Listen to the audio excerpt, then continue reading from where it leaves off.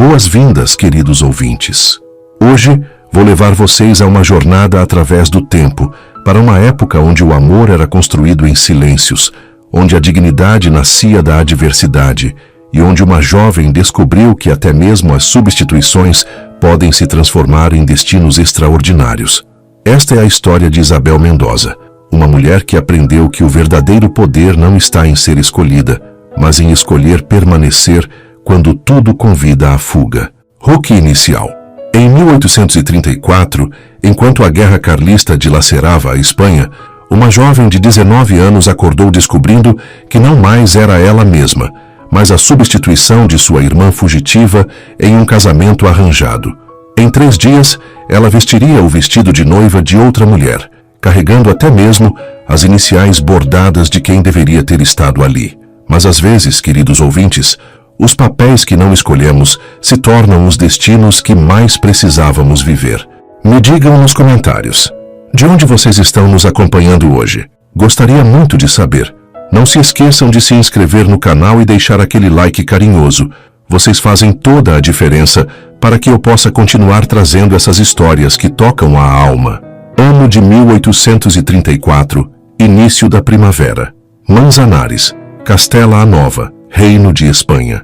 A primeira luz da manhã se derramava pelas cortinas de Damasco quando Isabel Mendoza despertou com o barulho de passos apressados no corredor. O aroma de jasmim que subia dos jardins se misturava com algo mais pesado, o cheiro da chuva que ameaçava cair e de segredos que pairavam no ar como névoa. Aos 19 anos, Isabel havia se acostumado a ser a sombra em sua própria casa, enquanto Esperança, sua irmã mais velha, brilhava como um sol mediterrâneo em cada salão. Isabel cultivava a arte de ser invisível. Seus dedos longos conheciam melhor as teclas do piano abandonado na biblioteca do que os cumprimentos formais dos salões. Seus olhos castanhos observavam o mundo através das janelas como quem lê um livro cujas páginas nunca poderia tocar. Mas naquela manhã, quando Dona Catalina Mendoza irrompeu em seus aposentos com o rosto rígido de quem carrega más notícias, Isabel compreendeu que a invisibilidade tinha prazo de validade. Esperança fugiu. As palavras caíram como pedras em água parada. 3 dias antes do casamento com o Duque de Santillana, desapareceu durante a madrugada, deixando apenas isto. Dona Catalina estendeu um papel amassado, sem assinatura, onde se lia apenas: "Não posso. Perdoem-me." Isabel pegou o papel com dedos trêmulos. As letras pareciam dançar diante de seus olhos, mas o que mais a perturbava era o silêncio que se seguiu. Um silêncio grávido de decisões que mudariam vidas. "Tu irás em seu lugar." A voz de sua mãe não admitia contestação. O contrato já foi assinado. A honra da família Mendoza não pode ser manchada. Diego de Santillana aceitou a substituição. O mundo de Isabel se inclinou levemente, como um barco tocado pelo vento. Ela olhou pela janela, onde as oliveiras ancestrais pareciam sussurrar segredos ao vento da manhã. Em algum lugar além daquelas árvores estava o homem que seria seu marido, um desconhecido que havia aceito sua pessoa como quem aceita uma mercadoria em substituição. "O vestido de Esperança serve em você." Dona Catalina continuou, sem perceber que sua filha mais nova havia parado de respirar. "As rendas ainda carregam as iniciais dela, mas isso não importa. O que importa é que em 3 dias você será a Duquesa de Santillana." Isabel fechou os olhos. Em algum lugar distante, poderia jurar que ouvia o som de um piano tocando uma melodia melancólica. Quando os abriu novamente, sua mãe havia partido, deixando apenas o fantasma de uma decisão irrevogável flutuando no ar perfumado de jasmim.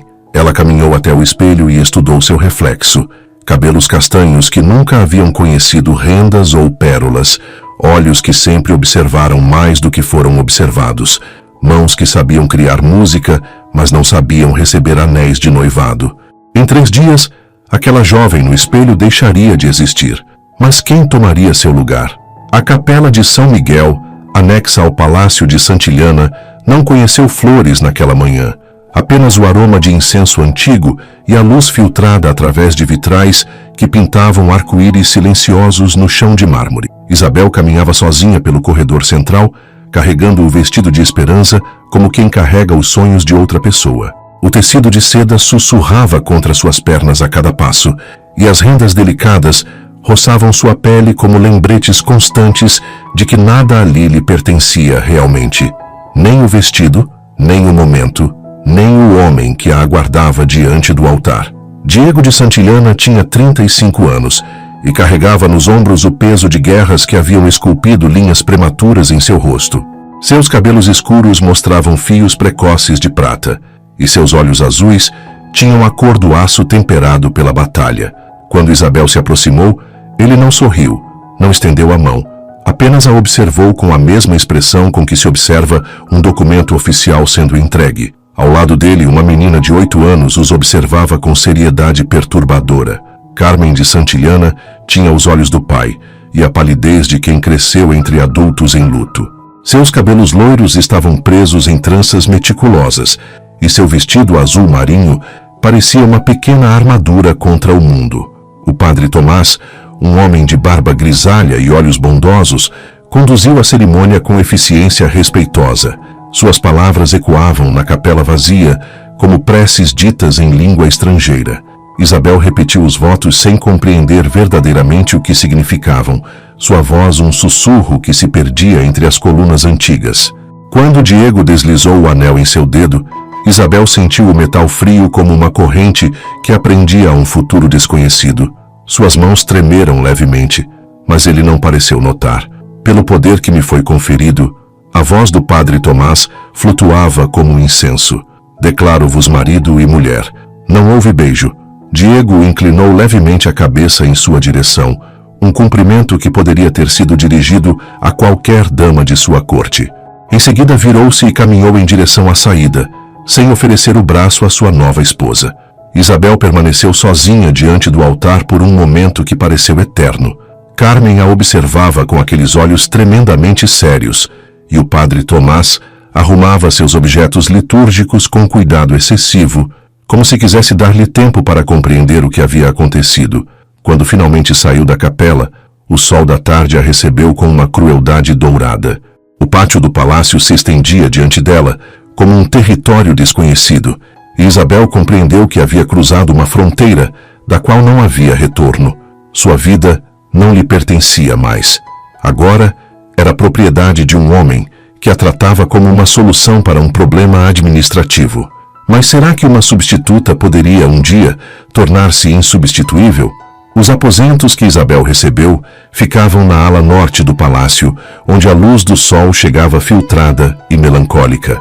O quarto era espaçoso, mas frio, decorado com móveis de carvalho pesado que pareciam guardar segredos em suas gavetas trancadas.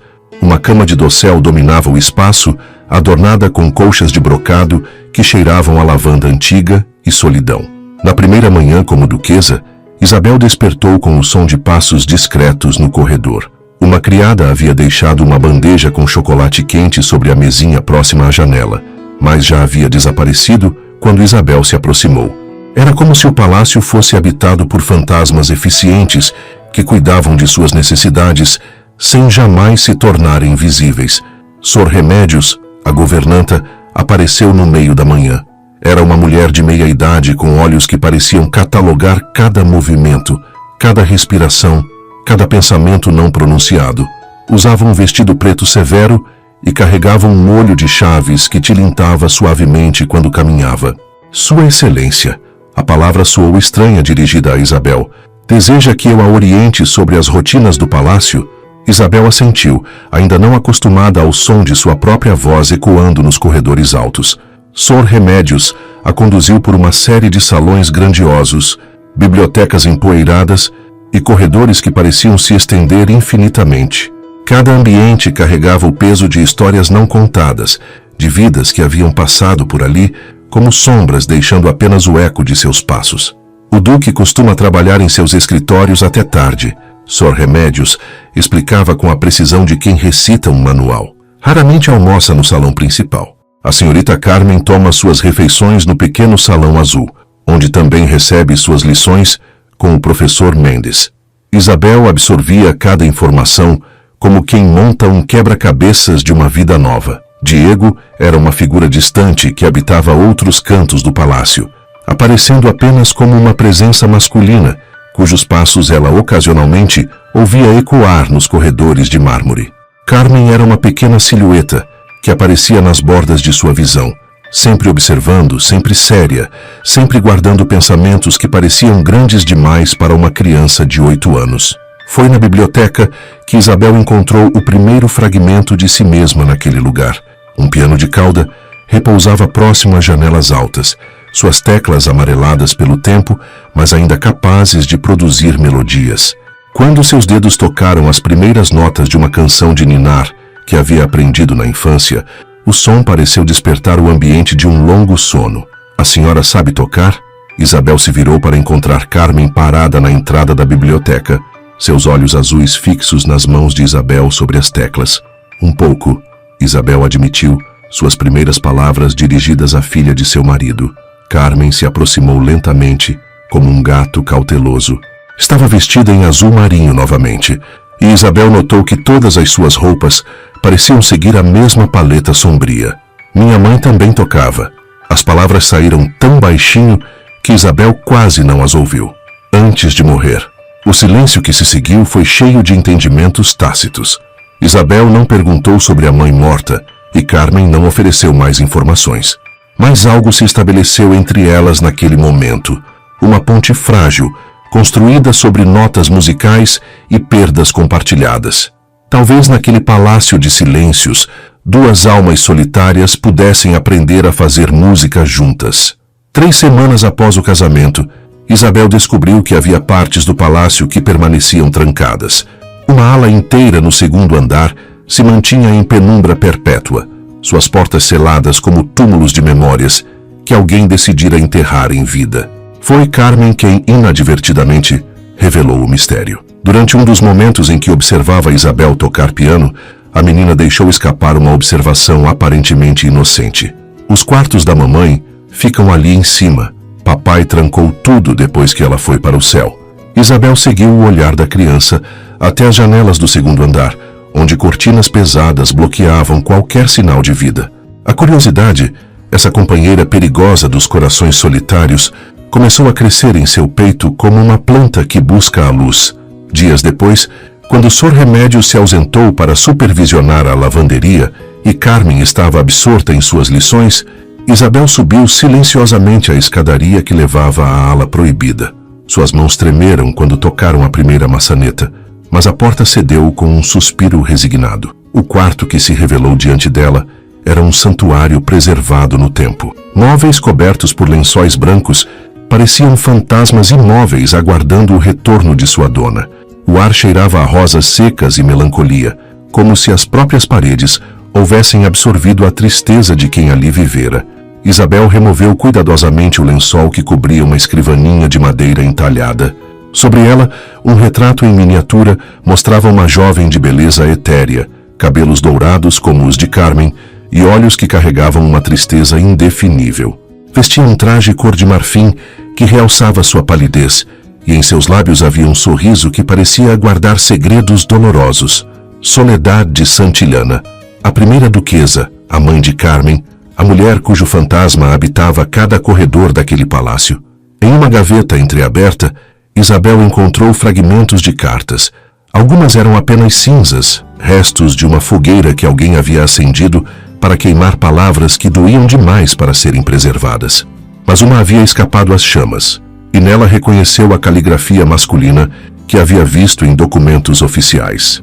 Minha querida Soledad, tua delicadeza me assombra tanto quanto me protege. Neste mundo de guerra e brutalidade, tua presença é o único jardim que floresce em minha alma. Se pudesse, construiria muralhas ao redor de ti, para que nenhuma sombra tocasse tua luz.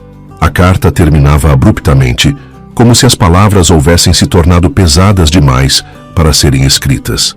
Isabel a segurou com dedos trêmulos, compreendendo que estava tocando fragmentos de um amor que a morte havia interrompido, mas não destruído. Quando estava prestes a sair, ouviu passos no corredor. Rapidamente, recolocou o lençol sobre a escrivaninha e se dirigiu à porta, mas foi interceptada por Carmen, que a observava com aqueles olhos tremendamente sérios. A senhora encontrou os quartos da mamãe. Não era uma pergunta. Isabel assentiu, preparada para ser repreendida, mas Carmen simplesmente estendeu algo em sua direção. Era uma pequena boneca de porcelana com cabelos dourados, mas cujo rosto havia sido cuidadosamente apagado. Ela era da mamãe quando era pequena. A senhora poderia pintar um rosto novo para ela.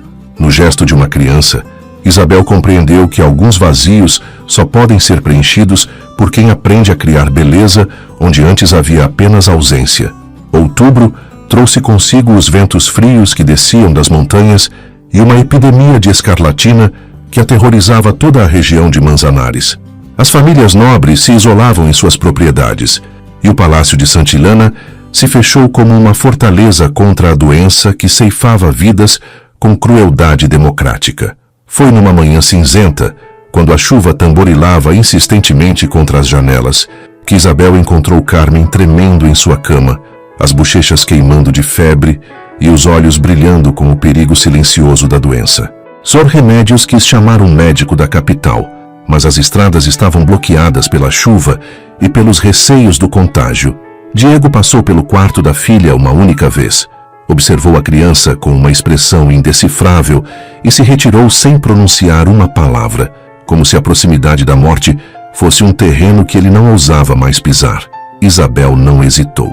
Instalou-se numa poltrona ao lado da cama de Carmen e ali permaneceu dia e noite, aplicando compressas frias na testa da menina, oferecendo pequenos goles de água açucarada e cantarolando canções de ninar que sua própria ama havia ensinado décadas antes. Durante 3 dias e 3 noites, Carmen oscilou entre a lucidez e o delírio. Nos momentos de febre alta, falava com pessoas invisíveis, chamava por uma mãe que não poderia mais atendê-la e chorava lágrimas que Isabel enxugava com a delicadeza de quem toca pétalas de rosa. Mama Isabel, a voz fraca ecoou numa madrugada, quando a chuva havia finalmente cessado. Não me deixe ir para o céu. Não quero ficar sozinha com a mamãe Soledad. Isabel sentiu algo se partir e se recompor em seu peito. Pegou a mão pequena e ardente de Carmen entre as suas e sussurrou promessas que nasceram do mais profundo de sua alma. Não irás a lugar algum, meu amor. Estarei aqui quando despertares, e aqui estarei todos os dias que seguirem. Foi na 5ª manhã que a febre quebrou. Carmen abriu os olhos ainda fracos, mas claros, e sorriu pela primeira vez desde que Isabel a conhecera. Um sorriso pequeno e frágil, mas que iluminou o quarto como o primeiro raio de sol após uma tempestade. Mama Isabel, a senhora pintou o rosto da boneca? Isabel havia esquecido completamente da boneca de porcelana em meio aos cuidados da enfermagem. Mas Carmen se lembrava, e naquele momento de convalescença, o brinquedo sem rosto assumiu a importância de uma promessa sagrada. Pintarei assim que estiveres forte o suficiente para escolher a cor dos olhos. Isabel beijou a testa já menos quente. Que cor desejas que ela tenha? Castanha, como os seus. Quando Diego passou pelo corredor naquela tarde e viu pela porta entreaberta Isabel tocando piano suavemente enquanto Carmen dormia em paz, ele parou por um longo momento. Suas mãos se apoiaram no batente da porta com força desnecessária e algo em sua expressão se transformou, como se uma muralha cuidadosamente construída estivesse desenvolvendo suas primeiras rachaduras. Às vezes o amor nasce não da paixão, mas da simples coragem de permanecer quando todos os outros partem. Novembro chegou trazendo a primeira recepção oficial desde o casamento. Diego havia recebido ordens da corte para hospedar uma reunião diplomática, onde se discutiriam os movimentos carlistas que ameaçavam a estabilidade da região. Isabel, como duquesa de Santillana, deveria ser apresentada à sociedade local pela primeira vez. Sor Remédios havia encomendado um vestido especialmente para a ocasião, seda azul meia-noite, bordada com pequenas pérolas que capturavam a luz das velas como estrelas distantes.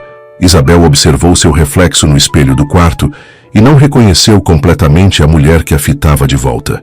Os meses no palácio haviam dado a seu rosto uma seriedade nova, uma dignidade nascida da adversidade. O salão principal do palácio foi transformado para receber os convidados. Lustres de cristal derramavam luz dourada sobre os móveis encerados e arranjos de crisântemos amarelos, as últimas flores do jardim antes do inverno, perfumavam o ambiente com sua fragrância melancólica. Isabel desceu a escadaria principal com cuidado, consciente de que cada passo a levava mais perto de um julgamento silencioso. Os convidados se viraram para observá-la. Homens de meia idade com condecorações militares, suas esposas adornadas com joias que refletiam gerações de tradição. Jovens oficiais que conversavam em voz baixa sobre estratégias de guerra. Mas foi a Marquesa de Velasco quem dominou a atenção de Isabel. Aproximadamente 40 anos, cabelos negros penteados em elaborados cachos, vestida em seda verde esmeralda que realçava seus olhos felinos. Havia uma elegância predatória em seus movimentos, como se cada gesto fosse calculado para demonstrar superioridade. Então esta é a famosa substituta. A voz da Marquesa cortou as conversas próximas como uma lâmina afiada. Devo admitir, Duque, que a solução foi pragmática. Isabel sentiu o calor subir pelo pescoço, mas manteve a expressão serena. Diego, ao seu lado, não demonstrou qualquer reação, como se não houvesse ouvido o comentário. A família Mendoza sempre foi conhecida por sua adaptabilidade. A Marquesa continuou, dirigindo-se agora diretamente a Isabel. Embora alguns ocupem lugares ao invés de nascer neles, não é mesmo, Duquesa? O salão silenciou, como se alguém houvesse sugado todo o ar do ambiente. Isabel sentiu todas as atenções voltadas para ela, aguardando sua reação. Poderia ter se desculpado, poderia ter baixado os olhos, poderia ter aceitado a humilhação como muitas mulheres na sua posição fariam. Em vez disso, ergueu ligeiramente o queixo e sorriu com uma graciosidade que vinha de algum lugar profundo de sua alma. Tem razão, Marquesa. Aos que nascem em seus lugares e aos que os conquistam através do merecimento. Creio que a diferença se torna evidente com o tempo. A resposta ecoou pelo salão com uma elegância que desarmarou a provocação. Alguns convidados sussurraram aprovação, e Isabel viu um lampejo de respeito nos olhos de homens que momentos antes a observavam com curiosidade. Diego permaneceu impassível durante todo o intercâmbio, mas quando a recepção chegou ao fim e os últimos convidados partiram, ele a procurou em seus aposentos. Desculpe-me, suas primeiras palavras dirigidas a ela em meses. Deveria ter intervindo. Isabel estava desfazendo o penteado elaborado, e suas mãos pararam no meio do movimento. Gostaria de caminhar pelos jardins? Ele continuou, sua voz carregando uma incerteza que ela jamais havia ouvido antes. A noite está clara, e há algo que desejo mostrar-lhe. Seria aquele o primeiro passo em direção a uma proximidade real, ou apenas a culpa de um homem que começava a ver a esposa como mais do que uma solução administrativa? A carta chegou numa manhã de dezembro, quando a geada cobria os jardins como um véu de cristal. Isabel a recebeu das mãos de Sr. Remédios, que entregou o envelope com uma expressão que misturava desaprovação e resignação. O lacre carregava o brasão dos Mendoza, e a caligrafia na frente era inconfundivelmente de Dona Catalina. Isabel abriu a correspondência com dedos que tremeram ligeiramente, pressentindo que o conteúdo alteraria novamente o frágil equilíbrio de sua vida. Minha cara Isabel, Esperança retornou. Chegou durante a madrugada, sem dinheiro e sem orgulho, implorando abrigo como uma penitente. Não me perguntou por ti, mas vejo em seus olhos a curiosidade sobre como a irmã invisível se tornou duquesa. Por questões que envolvem a honra de nossa família, solicito ao duque que a receba em seu palácio. Alguns rumores sobre suas atividades durante estes meses precisam ser esclarecidos longe dos ouvidos curiosos da sociedade local. Espero que compreendas a delicadeza da situação. Tua mãe, Catalina Mendoza. Isabel leu a carta 3 vezes antes de compreender completamente suas implicações. Esperança havia retornado. A irmã que fugira na véspera do casamento, deixando Isabel para lidar com as consequências de sua ausência, agora pedia abrigo na casa que deveria ter sido sua. Quando mostrou a carta a Diego, durante o almoço silencioso que haviam começado a compartilhar desde a noite dos jardins, ele a leu com a mesma expressão impassível que usava para documentos oficiais. Receberemos sua irmã, foi sua única resposta. E instalaremos ela na ala leste sob supervisão discreta. Supervisão? Isabel não conseguiu esconder a surpresa. Diego dobrou a carta cuidadosamente antes de responder. Há rumores de que algumas famílias da região mantiveram correspondência com simpatizantes carlistas. Convém ter cautela. A palavra carlistas caiu sobre a mesa como uma pedra atirada em águas tranquilas. Isabel sabia, como toda a Espanha sabia, que apoiar Dom Carlos contra a rainha Isabel II era considerado traição. Se Esperança havia se envolvido com tais elementos, 3 dias depois, uma carruagem modesta parou diante das portas do palácio de Santillana. Isabel observou da janela de seus aposentos enquanto uma figura feminina descia lentamente, coberta por uma capa escura que ocultava suas feições, mas reconheceria aquela postura ereta e orgulhosa em qualquer lugar do mundo. Esperança Mendoza havia retornado, trazendo consigo não apenas o passado que Isabel havia tentado deixar para trás, mas também perguntas que poderiam colocar em risco tudo o que ela havia construído naqueles meses de silêncio e paciência. Quando Carmen soube da chegada da visitante, fez a pergunta que Isabel não sabia como responder. Quem é a senhora que chegou, mama Isabel? Por que papai falou com os guardas sobre ela? É alguém que esteve longe por muito tempo. Isabel beijou a testa da menina. Mas é apenas uma visitante, partirá em breve. Carmen a estudou com aqueles olhos que pareciam compreender mais do que deveriam. A senhora tem medo dela? Como explicar a uma criança que às vezes tememos não as pessoas que podem nos ferir, mas aquelas que podem revelar quem fomos antes de descobrirmos quem poderíamos nos tornar? O encontro aconteceu na biblioteca, naquele espaço onde Isabel havia descoberto sua primeira conexão real com o palácio. Era uma manhã cinzenta de janeiro, e a luz filtrada através das janelas altas criava sombras dramáticas entre as estantes de livros antigos.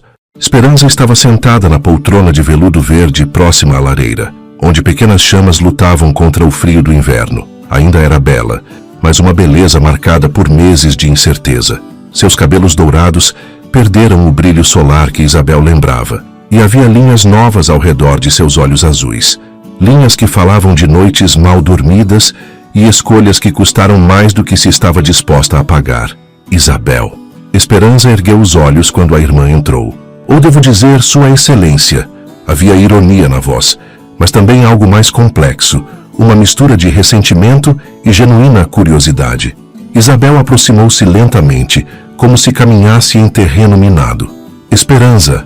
A palavra saiu mais suave do que havia planejado. Como estás? Viva. A resposta veio com um sorriso amargo. O que, considerando as circunstâncias dos últimos meses, é mais do que muitos podem dizer. Isabel sentou-se na poltrona oposta, mantendo entre elas a mesma distância física que sempre havia marcado sua relação. Esperança foi sempre o sol ao redor do qual a família orbitava. Isabel, a lua que apenas refletia a luz emprestada. Devo admitir, Esperança continuou observando as mãos cuidadas da irmã, agora adornadas com o anel da família Santillana, que não esperava encontrar a pequena Isabel tão adaptada ao papel de duquesa. As pessoas mudam quando as circunstâncias exigem. Mudam? Esperança arqueou uma sobrancelha. Ou simplesmente revelam quem sempre foram por baixo da superfície. O silêncio que se seguiu foi preenchido pelo crepitar das chamas na lareira. Isabel estudou o rosto da irmã, procurando sinais da Esperança que conhecera, a jovem impulsiva que ria alto demais e sonhava com romances impossíveis. Por que voltaste? A pergunta saiu antes que Isabel pudesse censurá-la. Esperança desviou o olhar para o fogo. Porque o mundo lá fora é mais cruel do que eu imaginava. Porque descobri que fugir de um destino não garante que encontremos um melhor. E agora? Agora. Esperança a encarou diretamente. Descubro que minha irmã fantasma se tornou duquesa, que ocupa o lugar que abandonei e, pelo que vejo, não apenas o ocupa, mas o preenche. Isabel sentiu algo se mexer no fundo do peito, não exatamente raiva, mas uma força que não sabia que possuía. Não ocupei teu lugar, Esperança. Construí o meu próprio. Naquele momento a porta se abriu e Carmen entrou correndo, parando abruptamente ao ver a mulher estranha na poltrona. A menina olhou de Esperança para Isabel, seus olhos se estreitando com a desconfiança instintiva das crianças. Mama Isabel, quem é ela? Esperança sorriu, um sorriso que tentava recuperar seu antigo charme. Olá, pequena. Sou Esperança, irmã da duquesa. Carmen deu um passo para trás, aproximando-se instintivamente de Isabel. A senhora vai embora logo? A pergunta da criança caiu como um machado no ambiente. Esperança riu, mas o som carecia de alegria genuína. Que criança direta. Sim, querida, partirei em breve. Não se preocupe. Carmen assentiu gravemente e se dirigiu a Isabel. Posso tocar piano para a senhora hoje à tarde? Claro, meu amor. Quando Carmen saiu, Esperança observou Isabel com uma expressão indecifrável. Ela te chama de mãe. Sim. E o Duque? Ele também te vê como... substituta? Isabel ergueu o queixo com uma dignidade que surpreendeu a ambas.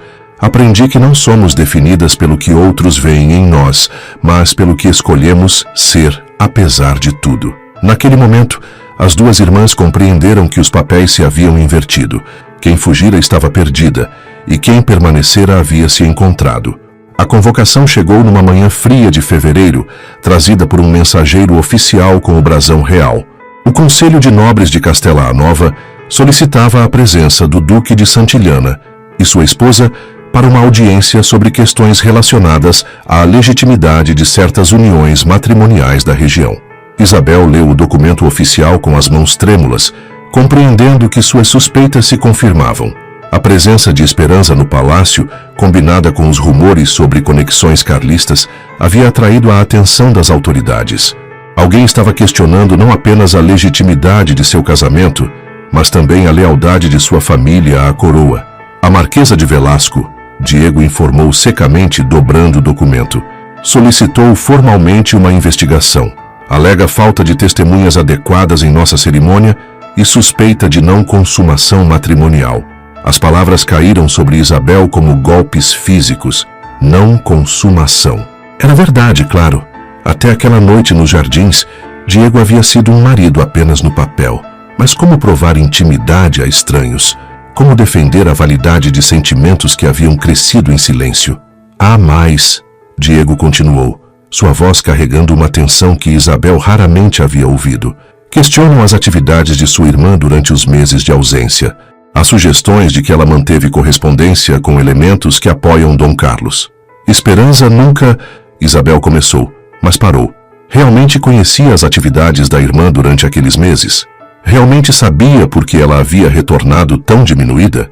A audiência foi marcada para 10 dias depois, no Salão de Justiça da Municipalidade de Manzanares. Isabel passou aqueles dias em estado de suspensão emocional, oscilando entre a determinação de defender sua posição e o terror de perder tudo o que havia construído. Carmen, sensível às mudanças de humor dos adultos ao seu redor, tornou-se ainda mais próxima de Isabel. Seguia-a pelos corredores como uma pequena sombra, oferecendo desenhos e flores colhidas no jardim como talismãs contra um perigo que não compreendia completamente. Mamãe Isabel não vai embora, vai? Perguntou uma noite quando Isabel a ajudava a se preparar para dormir.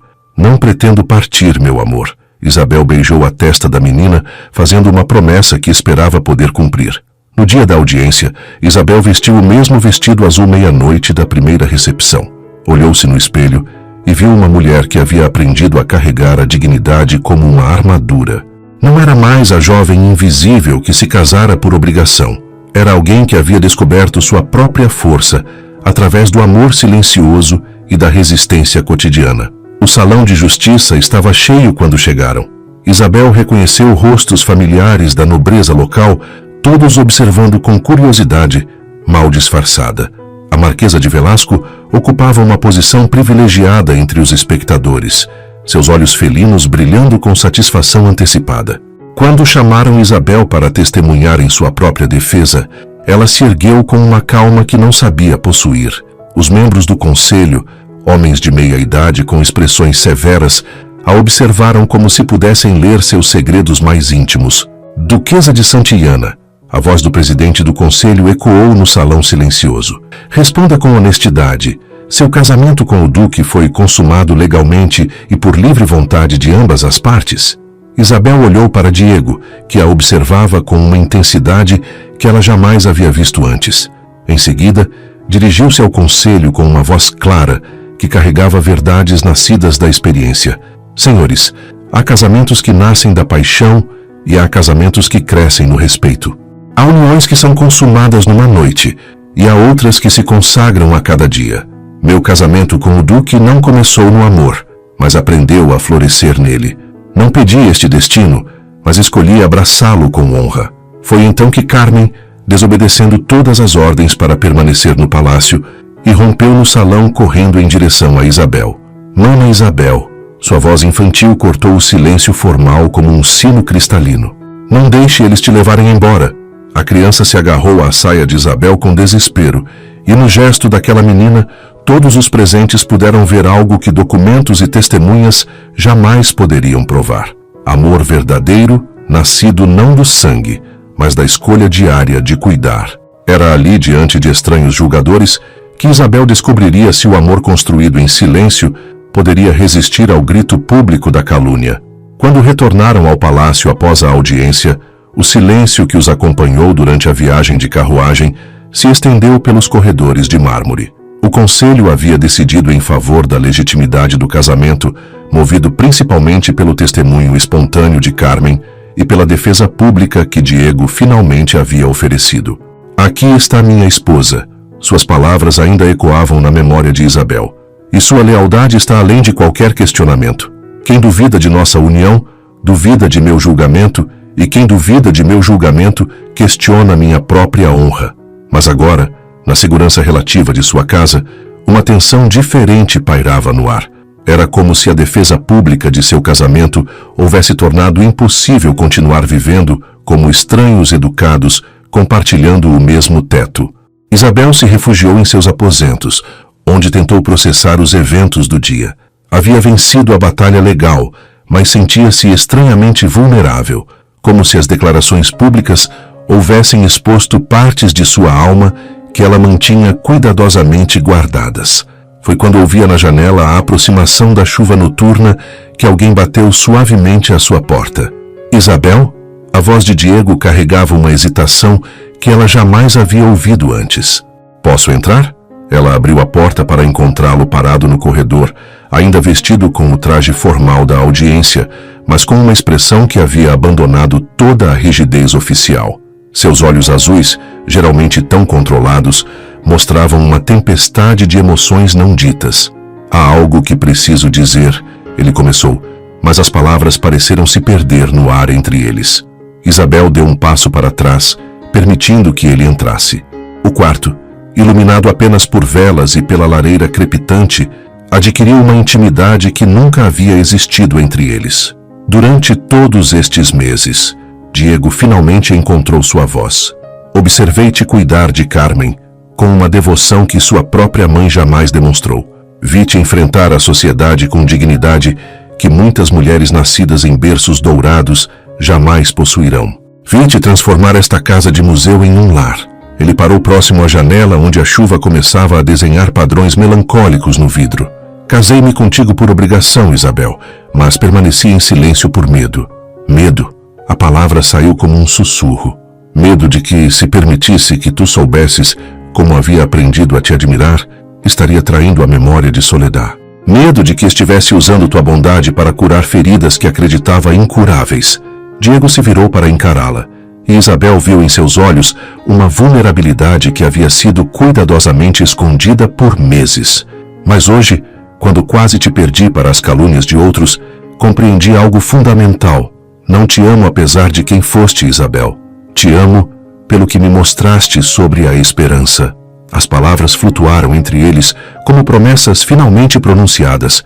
Isabel sentiu seus próprios muros se desmoronando, revelando sentimentos que havia cultivado em segredo durante meses de convivência silenciosa.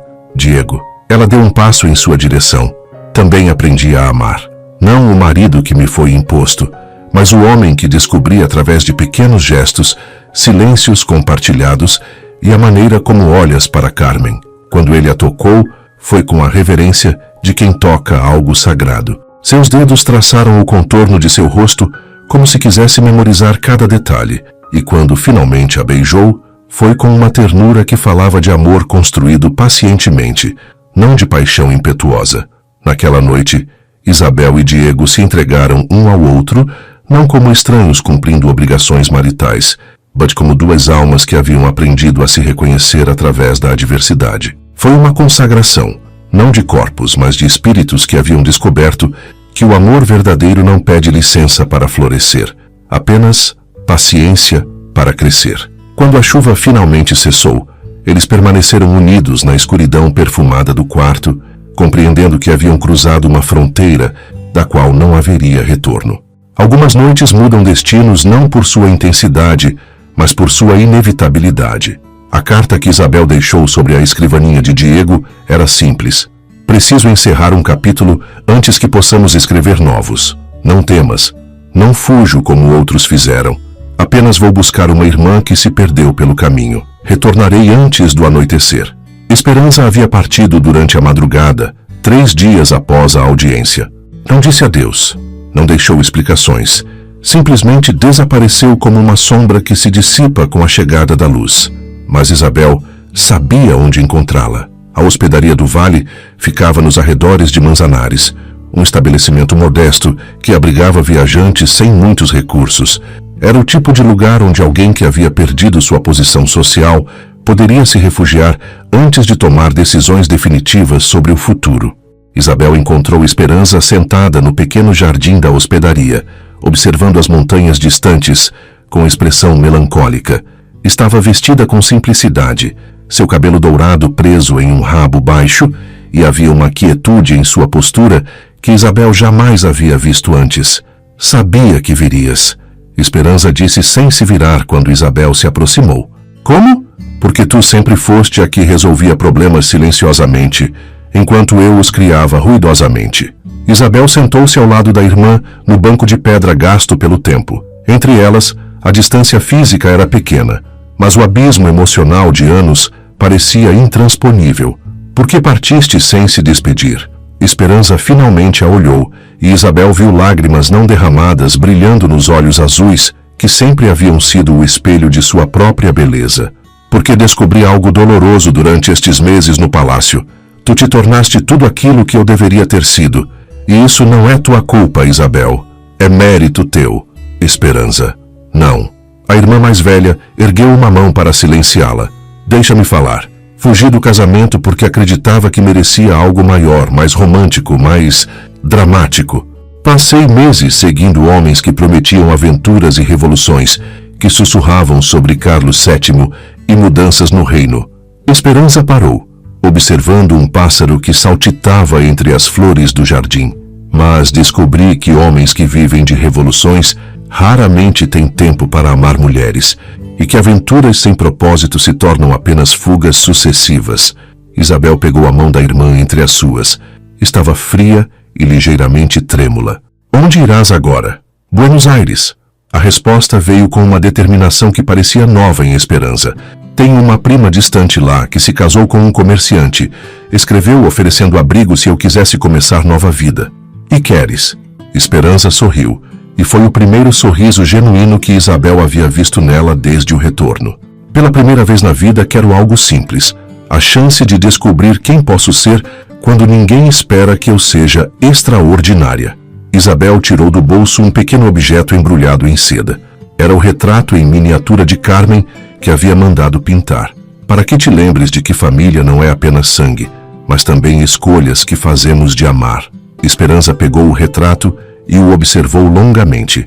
A imagem mostrava Carmen ao piano, com expressão serena e uma pequena boneca de porcelana, agora com o rosto pintado e olhos castanhos ao seu lado. Ela é feliz. Não era uma pergunta. Está aprendendo a ser. Como tu aprendeste? Isabel assentiu. Como tu também podes aprender. Quando as irmãs se despediram, foi com um abraço que carregava o perdão por escolhas diferentes e o reconhecimento de que alguns caminhos precisam divergir para que ambos encontrem sua verdadeira direção. Serás feliz, Isabel. Já és, na verdade. Esperança sussurrou no ouvido da irmã. E eu aprenderei a ser. Às vezes a maior coragem não está em partir, mas em deixar que outros partam quando necessário. Maio trouxe as primeiras flores verdadeiras da primavera e uma descoberta que encheu o palácio de Santillana de uma alegria quieta, mas profunda. Isabel estava grávida. A notícia chegou durante uma manhã dourada, quando o Dr. Mendes, um homem bondoso de cabelos brancos, confirmou o que Isabel já suspeitava há semanas.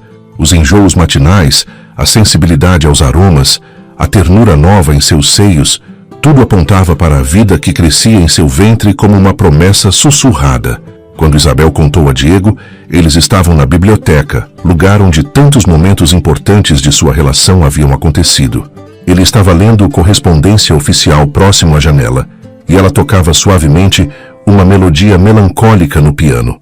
Diego, sua voz carregava uma mistura de alegria e apreensão. Ele ergueu os olhos dos papéis, imediatamente atento ao tom diferente em sua voz. Em janeiro teremos um novo membro em nossa família. As palavras flutuaram no ar perfumado pelas flores do jardim que entravam pela janela aberta. Diego ficou completamente imóvel por um momento, como se precisasse processar o significado completo do que havia ouvido. Então se ergueu lentamente, caminhou até o piano e se ajoelhou ao lado da banqueta, onde Isabel estava sentada. Suas mãos, essas mãos que conheciam guerra e comando, tocaram o ventre ainda plano com reverência infinita. Um bebê, sussurrou mais para si mesmo do que para ela. Nosso bebê. Carmen, que havia aparecido na porta da biblioteca, ouviu as últimas palavras e correu em direção a eles com excitação genuína. Um irmãozinho? Seus olhos brilhavam como estrelas. Ou uma irmãzinha? Ainda não sabemos, meu amor. Isabel acariciou os cabelos dourados da menina, mas sabemos que será muito amado.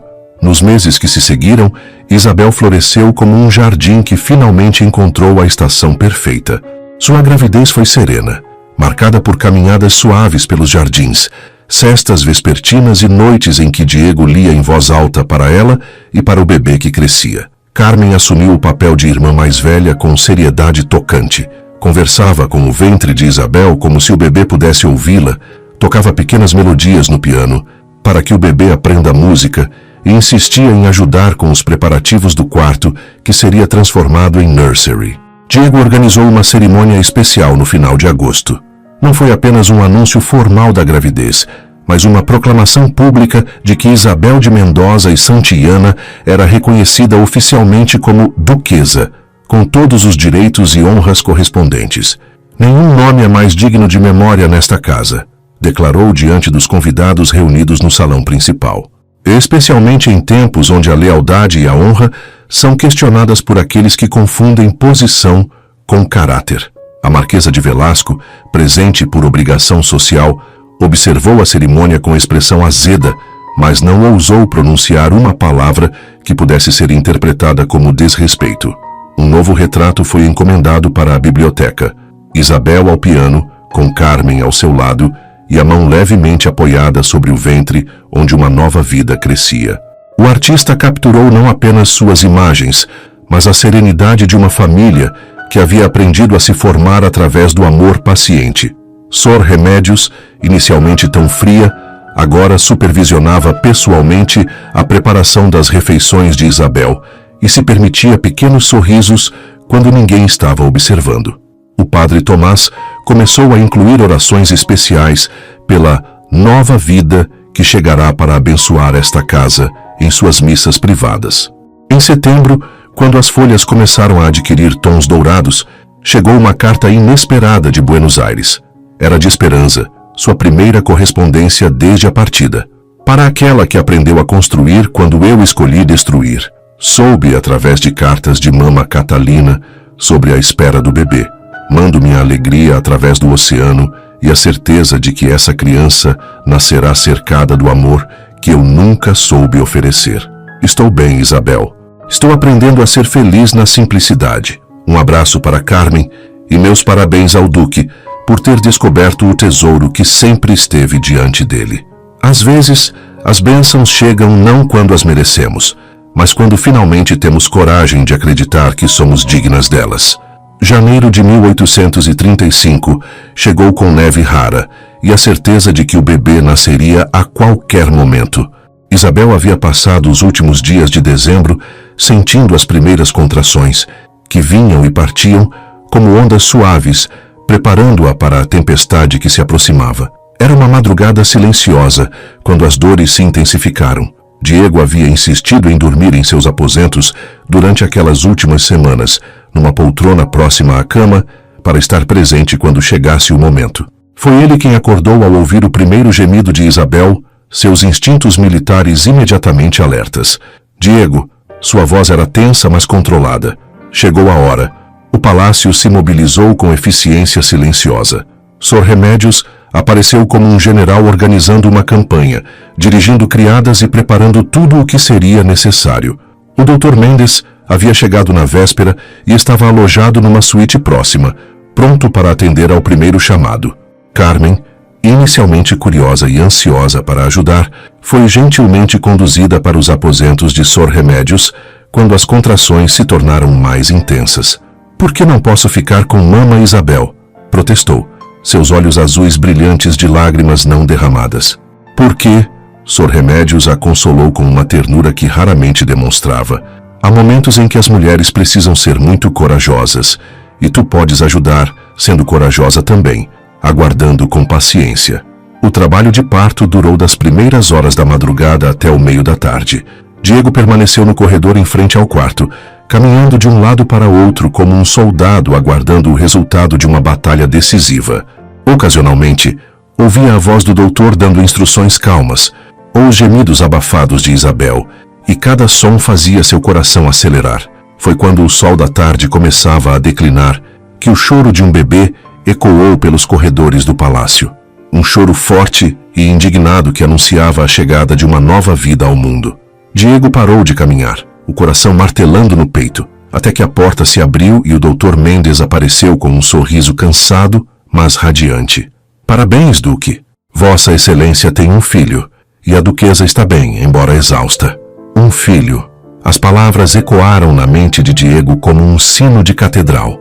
Ele entrou no quarto com passos hesitantes, encontrando Isabel recostada nos travesseiros, pálida, mas com os olhos brilhantes de felicidade.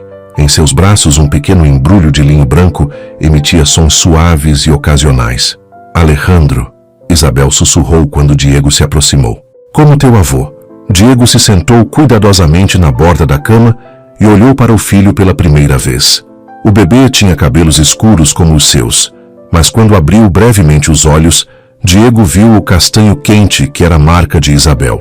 "É perfeito", sussurrou tocando uma das pequenas mãos que se fechou instintivamente ao redor de seu dedo. Como sua mãe, Carmen, finalmente autorizada a entrar, aproximou-se da cama com reverência religiosa. Observou o irmãozinho por longos momentos antes de sussurrar. "Ele é muito pequeno, como vamos ensinar piano para mãos tão pequenas?" O riso que ecoou no quarto foi música mais doce que qualquer melodia que Isabel jamais havia tocado. Naquela noite, quando Alejandro dormia peacefully em seu berço e Carmen havia sido convencida a ir para a cama após inúmeras promessas de que poderia ajudar a cuidar do bebê no dia seguinte, Isabel e Diego permaneceram acordados, observando o filho e sussurrando sobre sonhos e futuros possíveis. "Há quase um ano", Isabel disse suavemente, "eu era apenas a irmã esquecida que foi usada para preencher um espaço vazio. Hoje sou mãe do teu filho e..." Ela parou procurando as palavras certas. "Hoje és a mulher que me ensinou que alguns vazios só podem ser preenchidos por quem tem coragem de permanecer quando todos os outros partem." Diego completou, beijando sua testa. "E nosso filho será criado sabendo que o amor verdadeiro não vem de onde esperamos, mas de onde escolhemos cultivá-lo." Alejandro se mexeu no berço, emitindo um pequeno suspiro satisfeito, como se aprovasse as palavras que flutuavam sobre ele como bênçãos sussurradas. Algumas crianças nascem como pontes entre passados que precisavam ser curados e futuros que finalmente podiam ser sonhados.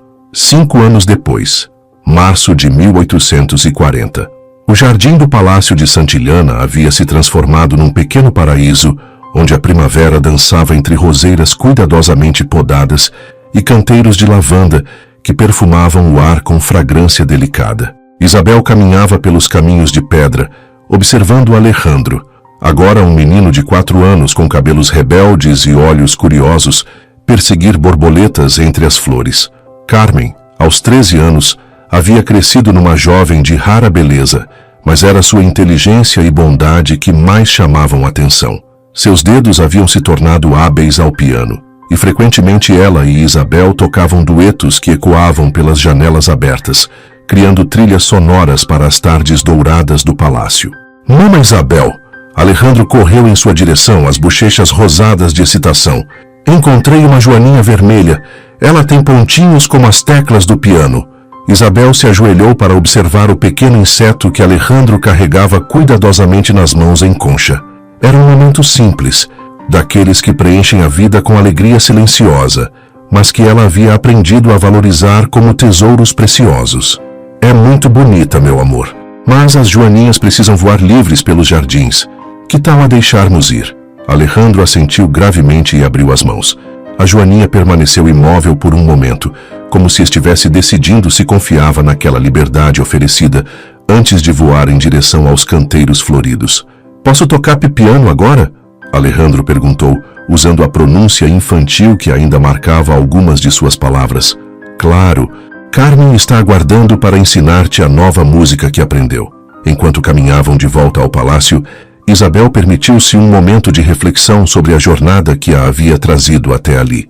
Dona Catalina havia morrido durante uma epidemia de cólera 2 anos antes, deixando tudo para Isabel em seu testamento. Uma surpresa que demonstrou que, no final, até mesmo corações aparentemente duros podem reconhecer valor verdadeiro. A Marquesa de Velasco havia perdido sua influência após ser descoberta sua correspondência secreta com elementos carlistas, exatamente o crime de que havia tentado acusar outros. O Ironia não passou despercebida pela sociedade local, que aprendeu a valorizar caráter acima de posição.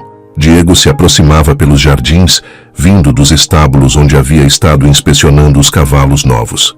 Aos 40 anos, estava mais distinto que nunca, mas havia uma leveza em seus movimentos que não existia quando Isabel o conhecera. A guerra carlista havia finalmente chegado ao fim, trazendo paz relativa à região e permitindo que se concentrasse em ser marido e pai, ao invés de apenas comandante. Como estão, meus amores? Perguntou, beijando a testa de Isabel e bagunçando os cabelos de Alejandro. Alejandro libertou uma joaninha e agora quer liberar música do piano. Isabel respondeu com um sorriso. Uma ocupação muito mais nobre que liberar reinos de reis indesejados, Diego observou, referindo-se discretamente aos anos de conflito que haviam finalmente ficado para trás. Naquela noite, após Alejandro ter sido colocado na cama com histórias e canções de ninar e Carmen ter se retirado para seus aposentos com um livro novo, Isabel e Diego se sentaram na biblioteca onde tantos momentos significativos de sua relação haviam acontecido. Isabel tocava suavemente uma melodia que havia composto durante a gravidez de Alejandro, notas que falavam de esperança crescendo em meio à incerteza. Diego lia em voz baixa trechos de um livro de poesia, criando uma harmonia entre música e palavras que havia se tornado o ritual sagrado de suas noites. Às vezes, Isabel disse, interrompendo momentaneamente a música, penso na jovem que era quando cheguei aqui. Sinto como se fosse outra pessoa em outra vida. Não outra pessoa. Diego fechou o livro e se aproximou do piano. A mesma pessoa que finalmente encontrou onde florescer. Ele se sentou ao lado dela na banqueta e seus dedos se entrelaçaram sobre as teclas, criando acordes simples que se harmonizavam com a melodia que Isabel tocava. Sabes o que mais me emociona? Isabel continuou, seus olhos fixos nas mãos entrelaçadas sobre as teclas. É que Carmen e Alejandro estão crescendo numa casa onde amor não é gritado, mas sussurrado. Onde não há drama nem tempestades, apenas a música constante de pessoas que escolheram cuidar umas das outras. Do jardim, chegava o aroma noturno dos jasmins que floresciam sob a luz das estrelas. De algum lugar distante, ecoava o som do vento nas oliveiras ancestrais, que haviam testemunhado gerações de santilhanas, mas nunca uma felicidade tão silenciosa e profunda quanto a que agora habitava aquelas pedras antigas. Isto, Diego sussurrou apoiando a testa contra a dela, é o que sempre quis sem saber como pedir. Uma família construída na paciência. Uma casa onde cada dia é escolhido, não apenas vivido. Isabel fechou os olhos, memorizando aquele momento. O peso da cabeça de Diego contra a sua, o aroma de lavanda que vinha do jardim, o eco distante de Alejandro, sonhando no andar de cima. A certeza de que Carmen estava segura em seus aposentos, escrevendo em seu diário sobre sonhos de jovem que crescia cercada de amor verdadeiro. Quando abriu os olhos novamente, viu na janela o reflexo de uma mulher que havia aprendido que o destino mais belo não é aquele que escolhemos, mas aquele que nos escolhe e que temos coragem de abraçar completamente. Para sempre? Diego perguntou, ecoando uma promessa que já havia sido feita em silêncio 1000 vezes. Para sempre, Isabel confirmou, e suas vozes se uniram às teclas do piano numa melodia que falava de amor construído nota por nota, dia após dia, escolha após escolha. Lá fora, o jardim sussurrava segredos às estrelas, e o palácio de Santillana respirava com o ritmo sereno de uma casa que havia finalmente aprendido a ser um lar.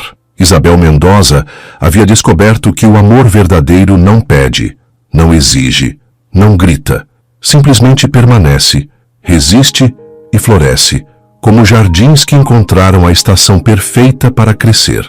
Algumas histórias terminam com grandes gestos e palavras dramáticas. Outras, as mais verdadeiras, terminam com música sussurrada e a certeza de que amanhã será apenas mais um dia para escolher amar.